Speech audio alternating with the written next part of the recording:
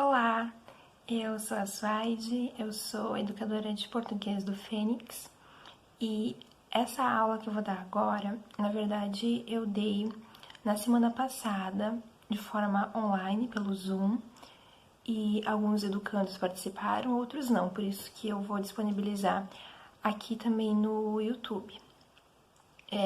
Infelizmente, essa aula não vai ser exatamente a mesma aula que eu dei lá na semana passada, porque eu gravei, mas eu tive um problema na gravação, então eu precisei excluir a gravação e por isso vou gravar de novo. O conteúdo em si é o mesmo, resoluções de questões do Enem, são 10 questões que vão ser resolvidas aqui, mas eu vou falar mais ou menos a mesma coisa que eu falei lá, mas não é exatamente o mesmo, mas de uma forma mais geral, assim, é o mesmo conteúdo, tá bem? Eu queria aproveitar para dar um recado para vocês e falar que na semana que vem a gente não vai ter aula, nem pelo Zoom, nem pelo YouTube, porque eu queria convidar vocês para participar de uma live que eu vou fazer no Instagram. Eu vou deixar para vocês aqui o Instagram no qual essa live vai ser feita. Vai ser sexta-feira, dia 21, às 18 horas. Vai ser ao vivo, então eu convido vocês a participarem. A live vai ser sobre preconceito linguístico, que é o assunto que a gente está estudando atualmente. Então, é mais ou menos uma aula que eu já daria para vocês, com os pontos em comum, com outros pontos não tão em comum assim, mas é um conhecimento válido que pode ajudar vocês a fazer o Enem, tá bem? Agora, então, eu vou colocar aqui as questões e vou mostrar um pouquinho da resolução delas para vocês.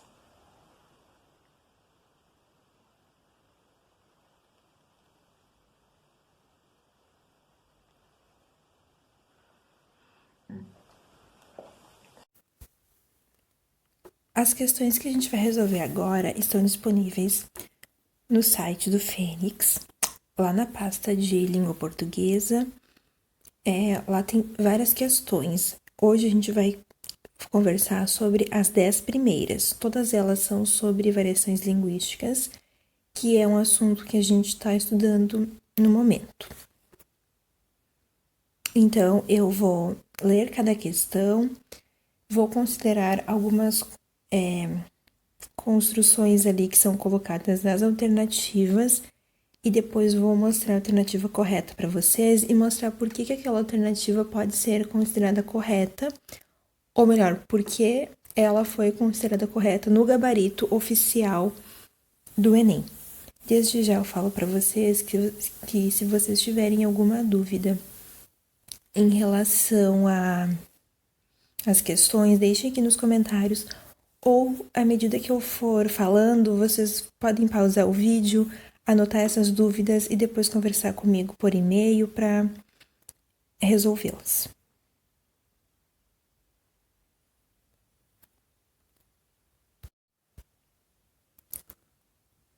Essas questões fazem parte das edições do Enem de 2016 e de 2017.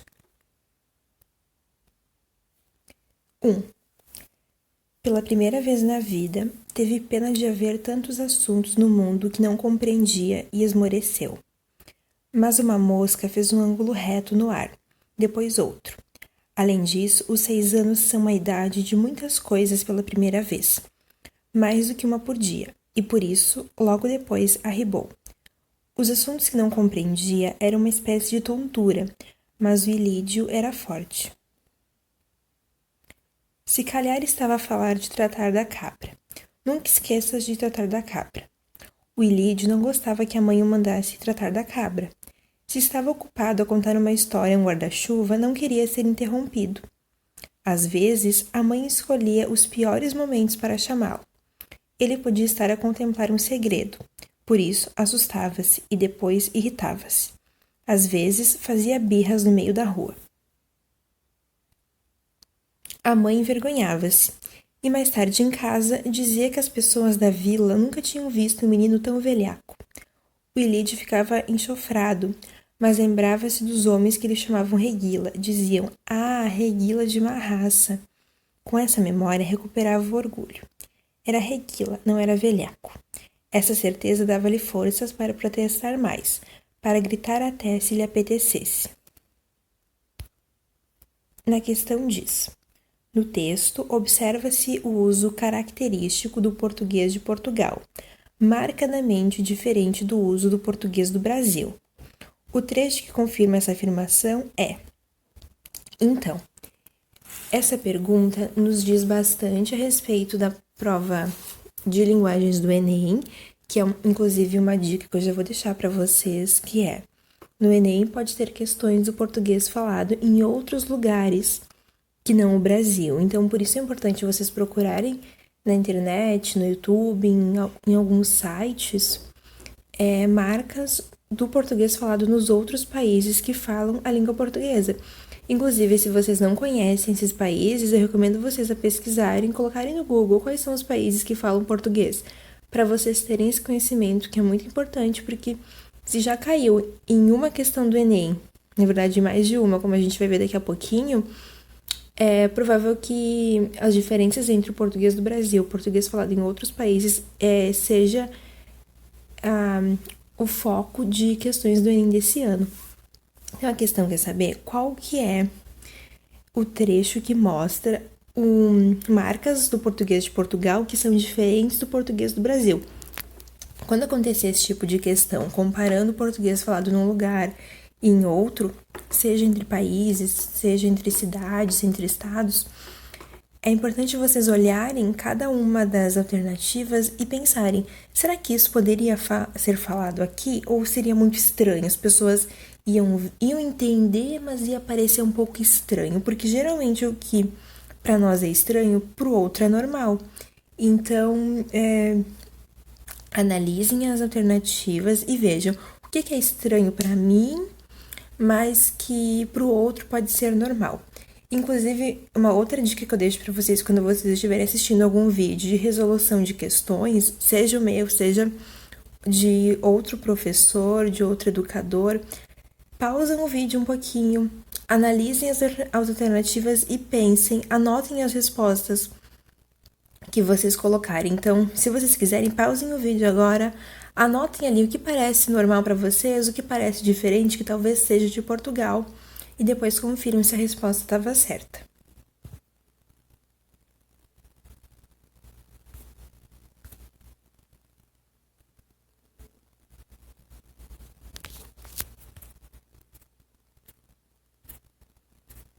Aqui. A alternativa certa nessa questão é a D. Se calhar estava a falar de tratar da cabra. Nunca esqueça de tratar da cabra. O que acontece? No português de Portugal, essa expressão se calhar é bastante comum. Ela significa talvez estivesse a falar da cabra, algo que a gente não tem certeza. Que essa expressão se calhar talvez não seja muito comum aqui no Brasil. Também uma outra expressão é estava a falar. No português brasileiro, normalmente a gente fala estava falando. No português de Portugal, eles não usam, na maior parte das vezes, o gerúndio. Gerúndio esse final, NDO, falando, andando, cantando, enfim. Eles usam o A mais o verbo no infinitivo. A falar, a cantar, a brincar e assim por diante. Então, essa é uma marca que distingue o português de Portugal do português do Brasil. Uma outra marca que aparece nessa alternativa também é o verbo esquecer, marcado na segunda pessoa do singular, tu.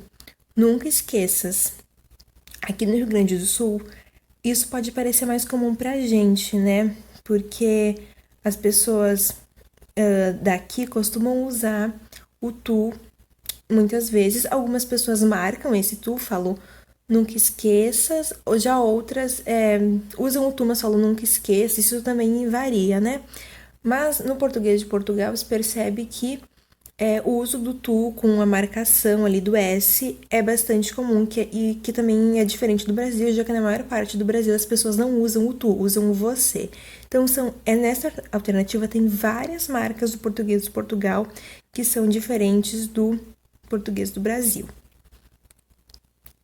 Aqui eu fiz uma mudança só para vocês entenderem essas marcas, como que seria no português de Portugal e como provavelmente seria no português do Brasil. É que eu coloco provavelmente porque se a gente fosse analisar e pedir para várias pessoas de diferentes estados do Brasil reescreverem essa frase, talvez elas reescreveriam de formas diferentes, porque em diferentes partes do Brasil se fala diferente. Então, eu fiz essa adaptação para o português do Brasil, mas podem existir outras adaptações também, tá? 2. Entrei numa lida muito dificultosa. Martírio sem fim o de não entender nadinha do que vinha nos livros e do que o mestre Federico falava. Estranheza colosso me cegava e me punha tonto. Acho bem que foi desse tempo que o mal que me acompanha até hoje de ser recanteado e meio mocorongo. Com os meus em casa, conversava por 30, tinha ladineza e entendimento. Na rua e na escola, nada. Era completamente afrásico. As pessoas eram bichos do outro mundo que temperavam um palavreado grego de tudo. Já sabia juntar as sílabas e ler por cima toda a coisa. Mas descrenquei a pedir a influência de ir à escola, porque diante dos escritos que o mestre me passava e das lições marcadas nos livros, fiquei sendo uma quarta-feira de marca maior. Alívio bom era quando chegava em casa. A questão diz assim: o narrador relata suas experiências na primeira escola que frequentou e utiliza construções linguísticas próprias de determinada região, constatadas pelo. Aqui, a questão quer saber palavras que pertencem a uma região do Brasil e que não pertencem a outra. Vocês já devem ter percebido que quando duas pessoas que moram no Brasil, mas que moram em diferentes estados do Brasil se comunicam, às vezes elas colocam algumas palavras que são comuns no estado delas, mas que são incomuns no outro estado. Por exemplo, a gente pode pensar que os falantes do Rio Grande do Sul talvez usem expressões como bah, palavras como cacetinho, que são coisas que são incomuns nos outros lugares. E quando a gente escuta uma pessoa falando assim, a gente pensa, provavelmente essa pessoa é do Rio Grande do Sul, porque pelas palavras que ela usa, a gente consegue identificar. Se vocês observarem, a questão fala assim, utiliza construções linguísticas próprias de determinada região. E é importante vocês começarem a prestar atenção nesses termos como construções linguísticas. Uma construção linguística pode ser uma palavra, mas também pode ser uma expressão, pode ser uma frase, pode ser uma oração. É um termo técnico bastante utilizado em livros e em provas, que vocês podem ter como sinônimos isso que eu citei anteriormente, palavras, frases, orações, expressões, entre outros, tá? Mas é importante vocês entenderem o que esses termos técnicos significam para quando vocês fizerem a prova do Enem, vocês conhecerem esses termos técnicos. Então, ali mostra várias coisas, registro de palavras como estranheza e cegava, aí a gente precisa pensar. Tá, é determinada região. Eu não sei que região é, porque a questão não diz. Então, eu vou começar a pensar. Será que se fala essas palavras em uma região só do Brasil? Ou isso pode ser falado em mais de uma? Daí a gente pode parar e pensar. Será que as palavras estranheza e cegava são faladas em um lugar só? Não, porque a gente fala aqui também, eu conheço pessoas de outros estados que falam. Então, vamos descartar essa aí já. Emprego de regência não padrão em chegar em casa. Aí a gente pode parar e pensar, será que na maior parte do Brasil se fala chegar em casa ou isso só se fala em alguns lugares do Brasil e outros lugares talvez falem chegar a casa? Também não, né? Acho que a maior parte do Brasil fala chegar em casa. Uso de dupla negação em não entender nadinha. Também, outra coisa que a maior parte das pessoas fala, não é uma região só que fala isso. Emprego de palavras como descrenquei e ladineza. Aí a gente tem que parar e pensar, será que eu falo descrenquei e ladineza? E será que as pessoas que conheço de outros lugares falam isso também? Ou isso é marcado de um lugar só? E a última, uso do substantivo bichos para retomar as pessoas. Aí a gente pode pensar, tá, então a gente tá entre a D e a E. Mas a E embora não é tão comum assim, pode aparecer sim, a gente usar a palavra bichos em vez de usar pessoas. Geralmente, quando a gente não gosta de alguém, por exemplo, a gente talvez use bichos para se referir a pessoas. A certa, então, é a D. Emprego de palavras como descrencei. Antes eu pronunciei mal, né? É descrencei. E ladinesa. Em alguns lugares, as pessoas não falariam descrencei, falariam deixei de crer, deixei de acreditar, mas nessa região se fala descrencei, certo? 3. Sítio Jerimum. Este é meu lugar. Meu jerimum é com G. Você pode ter estranhado. Jerimum em abundância, aqui era plantado e com a letra G, meu lugar foi registrado. Nos versos de um menino de 12 anos, o emprego da palavra jerimum grafada com a letra G tem por objetivo. Aí o que acontece é que jerimum é uma palavra que provavelmente, segundo a gramática, grafada com J, grafada significa escrita, e ali ele grafa com G e ele mostra ali a importância disso, o valor que tem para ele escrever essa palavra com G e não com J. E isso é interessante porque às vezes, sobretudo na internet, as pessoas escrevem de uma forma que não condiz com as regras impostas pela gramática normativa, mas é porque tem um objetivo por trás daquilo. Às vezes as pessoas escrevem assim porque elas querem valorizar ou elas querem marcar alguma coisa. É o que acontece neste caso. Neste caso, então, o objetivo é reafirmar discursivamente a forte relação do falante com o seu lugar de origem. Então, quando essa pessoa escreve jerimum com G, é porque ela está querendo diferenciar este jerimum de outros jerimuns que possam existir. E essa pessoa quer diferenciar porque ela tem uma relação tão grande com aquele lugar que ela quer mostrar que aquele lugar é único. E esse sentimento de único se dá através da escrita. Então, para vocês verem também a importância que a escrita tem na vida das pessoas, né? Que escrever uma palavra colocando outra letra é de um forte valor para uma pessoa para marcar a diferença. Marcar, não, esse aqui é o meu jerimum com G, não é qualquer jerimum, é o meu. É o lugar que eu tenho uma forte relação.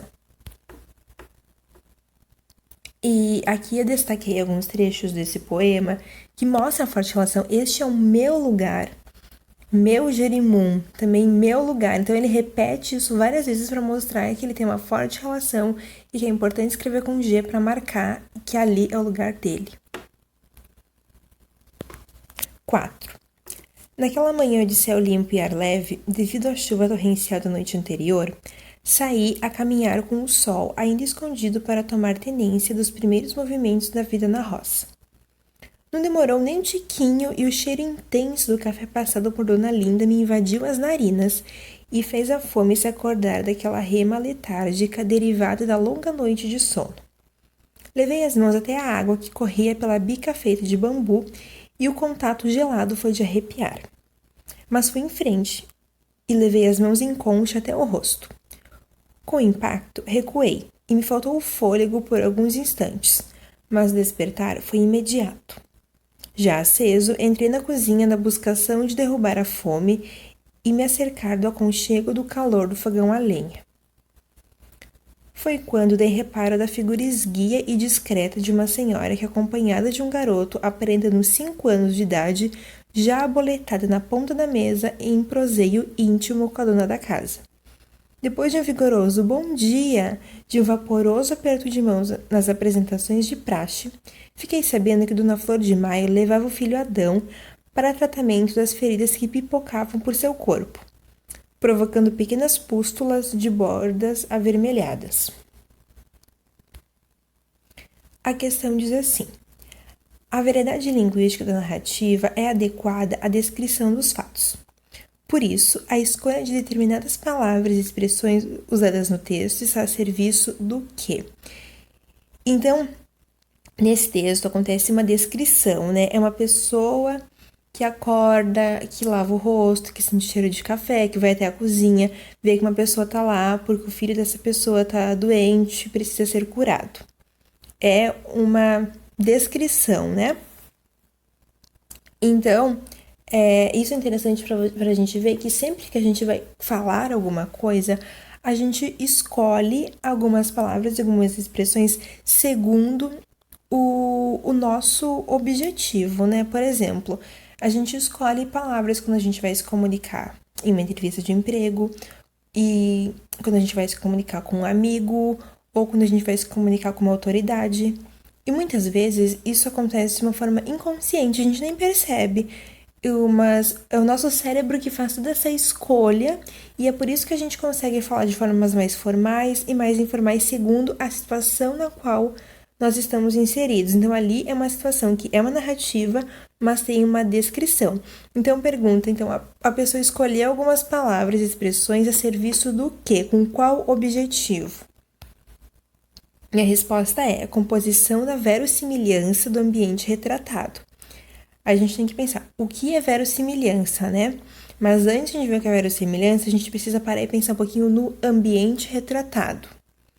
O ambiente que tá ali é a vida no campo. Olha, ele fala aqui, ó, na quarta linha, terceira, desculpa, primeiros movimentos da vida na roça.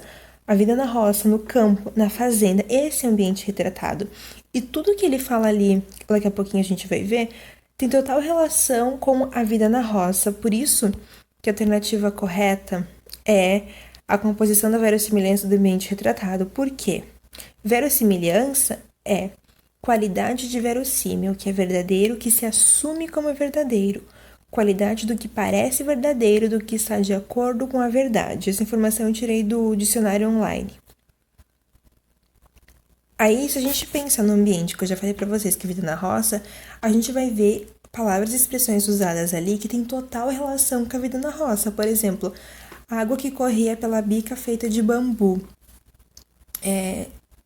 Provavelmente numa casa que não seja na roça, que seja na cidade, não vai ter uma bica feita de bambu, vai ser uma pia feita de outro material. Também sobre o aconchego do calor do fogão a lenha, né? Provavelmente uma pessoa que mora na cidade não vai ter fogão a lenha, vai ter um outro tipo, uma outra máquina, digamos assim, para gerar calor na casa. Então, tudo isso é verossímil, é verdadeiro de acordo com pessoas que vivem na roça. Não estou dizendo que todo mundo que vive na roça tem isso, mas que a maioria das pessoas antes ou agora tinha esse tipo de coisa, né? Aqui também se utiliza uma palavra que é proseio, que prosear é o mesmo que conversar, né? E essa conversa não é qualquer conversa, é uma conversa íntima. Porque as pessoas que moram na roça geralmente são muito achegadas, são muito amigas, então conversam bastante, né? E também uma outra questão que é que essa pessoa levava o filho Adão para tratamento das feridas. Também uma prática, talvez antigamente, né, mais comum, que é tratar das feridas a partir de remédios naturais, com uma pessoa que conhece, enfim. Então, tudo isso é verossímil, uma verdade de acordo com aquele ambiente. Se essa pessoa escrevesse outras coisas, como, por exemplo, em vez do fogão tivesse um ar-condicionado, talvez hoje em dia a gente achasse até comum, né? Mas talvez a gente pensaria, tá, mas se o objetivo dele é retratar a vida na roça, por que ele usou elementos que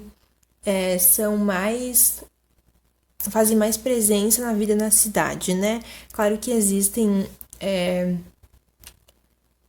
diferenças nisso, né? Porque hoje em dia a vida na roça tá bem diferente de como era antigamente, mas vamos pensar na verossimilhança, que ele conseguiu cumprir com isso, retratar, que a gente consegue imaginar a partir dessas palavras que o autor coloca. 5. Zé Araújo começou a cantar num tom triste, dizendo aos curiosos que começaram a chegar que uma mulher tinha se ajoelhado aos pés da Santa Cruz e jurado em nome de Jesus um grande amor, mas jurou e não cumpriu. Fingiu e me enganou. Para mim você mentiu, para Deus você pecou. O coração tem razões que a própria razão desconhece. Faz promessas e juras, depois esquece. O caboclo estava triste e inspirado. Depois dessa canção que arrepiou os cabelos da Neuza, emendou com uma valsa mais... arretada ainda. cheia de palavras difíceis, mais bonita que só a gota serena. Era a história de uma boneca encantadora, vista numa vitrine de cristal sob o soberbo pedestal. Zé Araújo fechava os olhos e soltava a voz. Seus cabelos tinham a cor do sol a irradiar, fulvos raios de amor. Seus olhos eram circúnvagos. Do romantismo azul dos lagos, mãos liriais, uns braços divinais, um corpo alvo sem par, e os pés muito pequenos. Enfim, eu vi nesta boneca uma perfeita Vênus. A questão diz assim, ó. O comentário do narrador do romance emendou com uma valsa mais arretada ainda, cheia de palavras difíceis, mais bonita que só a gota serena, relaciona-se ao fato de que essa valsa é representativa de uma variedade linguística. Então, o que acontece aqui? É interessante a gente ver isso, porque existe ali um casal, um romance, e daí uma pessoa faz para outra uma valsa. Aí fala que essa valsa é cheia de palavras difíceis, mais bonita que só a gota serena. O que acontece? A gente pode pensar como que a gente vê as pessoas que utilizam palavras difíceis para falar. Será que a gente vê essas pessoas como pessoas inteligentes, cultas, pessoas sábias, pessoas que têm domínio sobre a gramática? Será que essas pessoas perante a sociedade são vistas como pessoas inteligentes, como pessoas chiques, como pessoas que sabem usar bem a língua? É bem provável que sim, né? Porque, infelizmente, isso acontece. Pessoas que usam palavras difíceis são vistas como pessoas que falam bem, que falam bonito, que falam correto e outros adjetivos de prestígio, né? E então tá perguntando que essa valsa que tem um monte de palavras difíceis, ela representa que tipo de variedade linguística? Ela representa uma variedade linguística detentora de grande prestígio social, porque, como eu falei antes, pessoas que usam palavras difíceis são vistas com bons olhos pela sociedade, tá? Não estou falando que isso tem que ser feito, estou falando que isso é feito, mas é importante a gente ter um ponto de vista que não imponha juízo de valor sobre a forma como as pessoas falam, né? Já falei sobre isso na última aula, se vocês quiserem, dê uma olhadinha lá para relembrar. Mas, de maneira geral, as pessoas têm muito prestígio.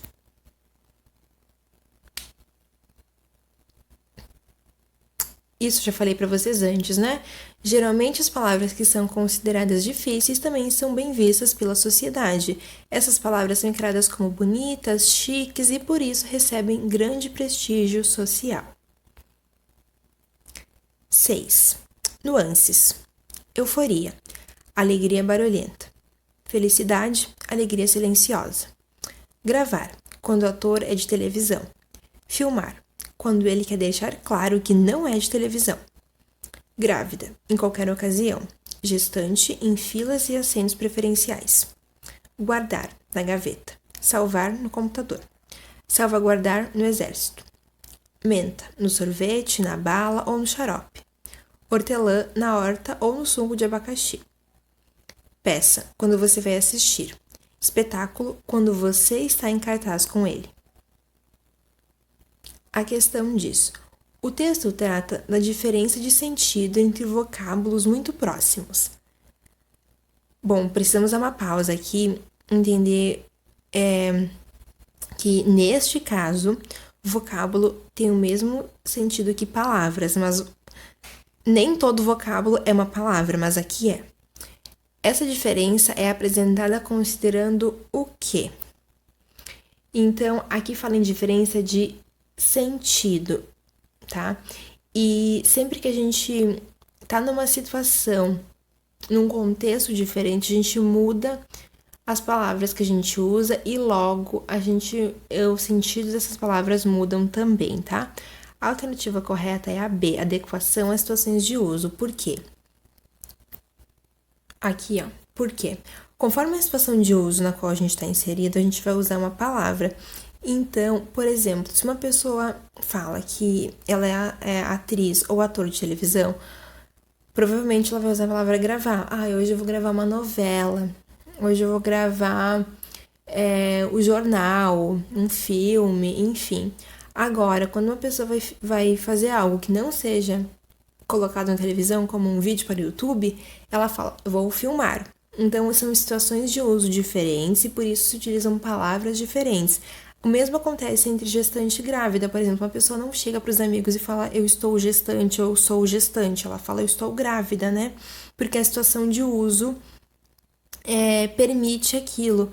E essas escolhas que a gente faz entre as palavras, como eu já mencionei anteriormente, elas se dão de uma forma inconsciente. A gente não percebe, mas o nosso cérebro escolhe, porque conforme a situação de uso, a gente muda as palavras que a gente utiliza.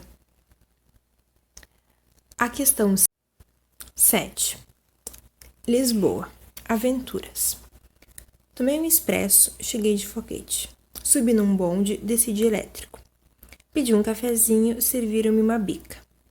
Quis comprar meias, só vendiam peúgas. Fui dar a descarga, disparei um autoclismo. Gritei, ó cara, responderam-me, ó pá, positivamente. As aves que gorjeiam não gorjeiam como lá. A questão diz, no texto, a diversidade linguística é apresentada pela ótica de um observador que entra em contato com uma comunidade linguística diferente da sua. Esse observador é um... Bem, já falamos um pouquinho sobre comunidades linguísticas nas aulas anteriores, né? Geralmente, elas são marcadas de acordo com a localização geográfica, né? Geralmente países, né? Cada país fala uma língua, mas também podem ser marcadas por cidades. Aqui, a gente já pode entender a comunidade linguística a partir do momento que a gente vê o título Lisboa, Aventuras, ou seja, ele vai entrar em contato com Lisboa. Onde fica Lisboa? Portugal. Qual vai ser a diferença? Português do Brasil, português de Portugal. Aí a gente precisa pensar de que lado, esse texto tem dois lados, né? Como se estivesse fazendo uma comparação. Então, a gente precisa pensar e ver de que lado que ele está falando do português do Brasil e de que lado que ele está falando do português de Portugal. Não é muito difícil da gente entender. Por quê? Porque de um lado existem palavras que a gente conhece, que a gente usa, que a gente fala. Do outro existem palavras que a gente pode conhecer, mas que não usa. Então, a gente sabe o que é expresso, bonde, cafezinho, meias, descarga e gritar ó cara, né? Então, esse lado que tem essas palavras é o lado Brasil. O outro, Portugal. Aí pergunta, quem é esse observador? Aí, o que acontece com esse observador, ó? Ele fala que tomou um expresso e chegou de foguete. Então, a gente pode, inclusive, analisar que o fato dele começar falando do português do Brasil já denota que ele é um brasileiro. Então, vamos ver. Na A fala falante do português brasileiro. E na E, poeta brasileiro. Bem, então, estamos entre a A e a E. Na A fala falante do português brasileiro, relatando o seu contato na Europa com o português lusitano. E na E fala poeta brasileiro, defensor do uso padrão da língua falada em Portugal. Mas a E não pode ser, porque em nenhum momento ele dá uma margem que a gente possa entender que ele está defendendo sobre o uso padrão da língua falada em Portugal. Ele não fala sobre isso, né? Na verdade, ele está relatando o contato na Europa com o português lusitano, ou seja, o português falado em Portugal, porque ele fala que acontecia que se fosse no Brasil, ele compraria meias, mas lá ele teve que mudar a palavra. Se fosse no Brasil, ele daria descarga, mas lá ele teve que mudar a palavra e assim por diante. Então, é a A. 8. Ainda os equívocos no combate aos estrangeirismos. Por que não se reconhece a existência de norma nas variedades populares? Para desqualificá-las? Por que só uma norma é reconhecida como norma e não, por acaso, a da elite? Por tantos equívocos, só nos resta lamentar que algumas pessoas, imbuídas de crença de que estão defendendo a língua, a identidade e a pátria, na verdade, estejam reforçando velhos preconceitos e imposições.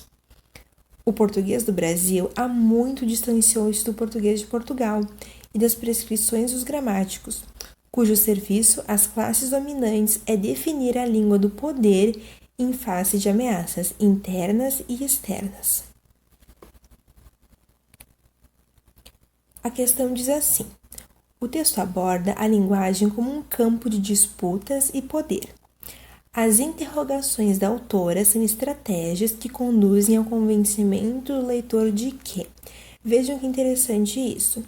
Aqui nós temos um texto relativamente grande, né? Mas o que a questão quer que a gente analise são apenas as interrogações, ou seja, as perguntas que ela faz ali no início. É interessante para a gente ver isso porque às vezes na prova do Enem é colocado um texto gigante, mas a pergunta não é sobre todo o texto, não é sobre partes do texto. E isso não significa que vocês não tenham que ler o texto inteiro. Se vocês tiverem tempo, leiam o texto inteiro para entenderem o sentido daquilo, aquele contexto todo, mas foquem naquilo que a questão está perguntando. Então, a questão está nos perguntando sobre as interrogações. Vamos focar nisso. Então, as interrogações da autora são estratégias que conduzem ao convencimento do leitor de que. Então, assim, às vezes a gente pode convencer uma pessoa através de uma afirmação, né? Através de chantagem também, mas nesse caso ela usa perguntas para convencer a pessoa. Essas perguntas poderiam ser consideradas como perguntas retóricas, né? Ou seja, perguntas que perguntam, mas ao mesmo tempo respondem, né? Então, é porque a leitora quer nos convencer de que essas perguntas que ela está fazendo, que já tem a resposta dentro delas, faz sentido para aquele contexto, já que a língua é um objeto de poder. Então, isso quer convencer o leitor de que a desvalorização das verdades linguísticas populares tem motivação social. Como eu falei para vocês na última aula, a linguística, que é a ciência que estuda a língua, não valoriza ou desvaloriza uma língua mais que a outra. Isso são as pessoas que fazem. E onde as pessoas estão? Na sociedade. Então, quando alguém fala que uma língua é mais qualificada ou mais complexa, menos complexa que a outra, normalmente do ponto de vista social, baseado pelo senso comum, que não tem nada de científico ali. Então, quando ela faz essas perguntas assim, por que só uma norma é reconhecida como norma e não, por acaso, a da elite? Ou seja, por que a gramática, aquele livro que eu mostrei para vocês, só aquilo é norma e essa norma é uma norma dominada pelas pessoas da elite, ou seja, pelas pessoas que têm mais poder aquisitivo? Por que é que não se pega as variedades populares, que são faladas pela maior parte dos brasileiros, e não se cria uma gramática sobre elas? Essa é a questão dela. Isso acontece por quê? Porque as variáveis populares são desvalorizadas, e essa desvalorização não é feita por causa da linguística, porque as pessoas desvalorizam. 9. O acervo do Museu da Língua Portuguesa é o nosso idioma, um patrimônio imaterial que não pode ser, por isso, guardado e exposto em uma redoma de vidro. Assim, o museu dedicado à valorização e difusão da língua portuguesa, reconhecidamente importante para a preservação de nossa identidade cultural, apresenta uma forma expositiva diferenciada das demais instituições museológicas do país e do mundo, usando tecnologia de ponta e recursos interativos para a apresentação de seus conteúdos. A questão diz assim: de acordo com o texto, embora a língua portuguesa seja um patrimônio imaterial, pode ser exposta em um museu. A relevância desse tipo de iniciativa está pautada no pressuposto de que, se a gente for parar para pensar em patrimônios materiais e imateriais, a gente pode chegar a uma conclusão de que, por exemplo, um museu de quadros, por exemplo, nele tem patrimônios materiais, né? Porque quadros são coisas materiais que a gente pode pegar, digamos assim, né? Em relação à língua, a gente não pode fazer isso, porque aqui a gente não tá falando do órgão língua, né? A gente tá falando de língua como um sistema, né? Mas, embora a gente não consiga fazer isso, a gente consegue expor a língua no museu. E por que a gente consegue expor a língua no museu? E por que é importante que exista um museu para expor coisas da língua? Porque a língua é um importante instrumento de constituição social de seus usuários. Ou seja, a gente se constitui como sociedade também através da língua. A gente diz quem a gente é através da língua, a gente expressa o que a gente sente através da língua, por isso que é importante, então, que exista um museu da língua. Eu selecionei aqui uma parte que fala sobre preservação da nossa identidade cultural, porque através da língua a gente consegue preservar quem nós somos e também afirmar quem nós somos, né? Por isso que fala que é um importante instrumento de constituição social, porque para a gente se estabelecer enquanto seres sociais, a gente precisa também mostrar e preservar a nossa identidade cultural. Inclusive, esse exercício que eu fiz aqui nesse texto e nos anteriores, de destacar algumas partes, eu recomendo que vocês façam também quando estiverem fazendo o Enem. Porque assim vocês conseguem visualizar o texto de outra forma e destacar aquilo que vocês conhecem. Então, assim, quando vocês estiverem fazendo o Enem, sublinhem coisas que vocês acham importantes, mas que sejam importantes em relação à questão que vocês estão respondendo. E quando vocês estiverem fazendo o Enem e tiver alguma questão comparando o português do Brasil e o português falado em outro lugar, sublinhem isso também. Façam, por exemplo, um código. Eu vou sublinhar o que eu conheço e vou circular o que eu não conheço, quando estiver comparando dois tipos de falares diferentes. Assim, fica mais fácil para vocês resolverem as questões.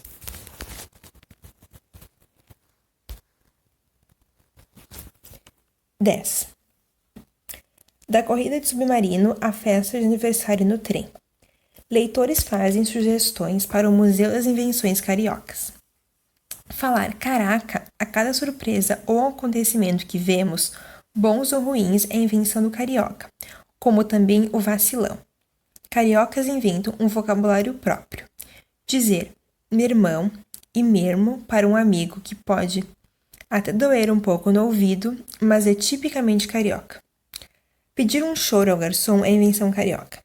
Chamar um quase desconhecido de querido é um carinho inventado pelo carioca para tratar bem quem ainda não se conhece direito. O ele é um querido é uma forma mais feminina de elogiar quem já é conhecido. Na questão diz assim: entre as sugestões apresentadas para o Museu das Invenções Cariocas, destaca-se o variado repertório linguístico empregado pelos falantes cariocas nas diferentes situações específicas de uso social. A respeito desse repertório, atesta-se o quê? Quando a gente fala em repertório linguístico, a gente está falando num acervo linguístico, né? Como eu falei antes, cada região tem as suas próprias palavras, suas próprias expressões. E se a gente pegar todas elas, a gente cria um repertório, digamos, um depósito de tudo isso. E é disso que fala o texto, esse depósito de palavras e expressões utilizadas no Rio de Janeiro, no estado do Rio de Janeiro. E essas expressões, então, são usadas em diferentes situações de uso, né? Por exemplo, ele fala ali, né, que quando a gente tem um quase desconhecido, chama ele de querido, é um carinho inventado pelo carioca. É uma situação ali, porque se a pessoa não é desconhecida, ela vai usar um outro termo. Se a pessoa é quase desconhecida, usa o termo querido. Então, são diferentes situações de comunicação. Aí, a pergunta é a respeito desse repertório, ou seja, desse depósito de expressões cariocas, o que se atesta? Identificação de usos linguísticos próprios da tradição cultural carioca. E no texto tem várias partes que permitem a gente chegar a essa conclusão, ó. É invenção do carioca, tipicamente carioca, é invenção do carioca, é um carinho inventado pelo carioca. Então, todas essas expressões mostram que são próprias da tradição cultural carioca. Aqui tem um gabarito, se vocês quiserem conferir. Gente, só pra gente lembrar, o que a gente sabe até agora? Que a língua é heterogênea, ou seja, a língua não é uma coisa única e fechada, é uma mistura de várias coisas, em que por causa disso existe variação, que a língua varia, a língua muda conforme a região, conforme a situação de uso e outras coisas que a gente vai ver mais adiante. E aqui eu coloquei um pequeno spoiler do que a gente vai ver na próxima aula. Vou mostrar para vocês alguns realities, séries produzidos no Brasil para a gente aprender sobre normas linguísticas e sobre tipos de variação linguística. E na próxima aula, depois dessa, a gente vai estudar essa questão muito debatida na internet, se é bolacha ou biscoito. E também a gente vai ver os níveis da língua em que ocorre variação linguística. E é isso, aguardem as próximas aulas. Lembrando que dia 21 tem a live sobre preconceito linguístico, gostaria muito que vocês assistissem. Obrigada.